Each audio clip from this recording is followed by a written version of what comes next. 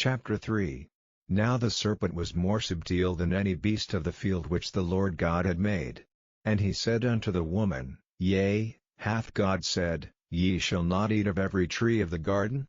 And the woman said unto the serpent, We may eat of the fruit of the trees of the garden, but of the fruit of the tree which is in the midst of the garden, God hath said, Ye shall not eat of it, neither shall ye touch it, lest ye die. And the serpent said unto the woman, Ye shall not surely die, for God doth know that in the day ye eat thereof, then your eyes shall be opened, and ye shall be as gods, knowing good and evil. And when the woman saw that the tree was good for food, and that it was pleasant to the eyes, and a tree to be desired to make one wise, she took of the fruit thereof, and did eat, and gave also unto her husband with her, and he did eat. And the eyes of them both were opened, and they knew that they were naked, and they sewed fig leaves together, and made themselves aprons. And they heard the voice of the Lord God walking in the garden in the cool of the day, and Adam and his wife hid themselves from the presence of the Lord God amongst the trees of the garden. And the Lord God called unto Adam, and said unto him, Where art thou?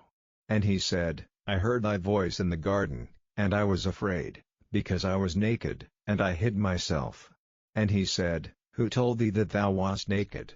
Hast thou eaten of the tree, whereof I commanded thee that thou shouldest not eat? And the man said, The woman whom thou gavest to be with me, she gave me of the tree, and I did eat. And the Lord God said unto the woman, What is this that thou hast done? And the woman said, The serpent beguiled me, and I did eat. And the Lord God said unto the serpent, Because thou hast done this, thou art cursed above all cattle, and above every beast of the field. Upon thy belly shalt thou go, and dust shalt thou eat all the days of thy life. And I will put enmity between thee and the woman, and between thy seed and her seed. It shall bruise thy head, and thou shalt bruise his heel.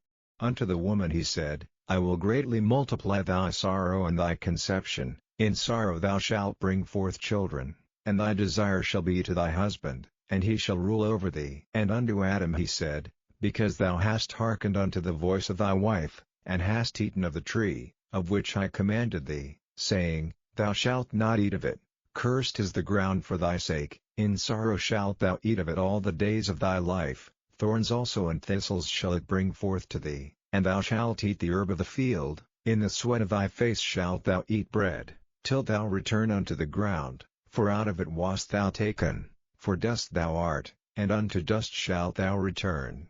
And Adam called his wife's name Eve, because she was the mother of all living. Unto Adam also and to his wife did the Lord God make coats of skins, and clothe them. And the Lord God said, Behold, the man is become as one of us, to know good and evil. And now, lest he put forth his hand, and take also of the tree of life, and eat, and live forever. Therefore the Lord God sent him forth from the Garden of Eden, to till the ground from whence he was taken. So he drove out the man, and he placed at the east of the Garden of Eden cherubims, and a flaming sword which turned every way, to keep the way of the tree of life.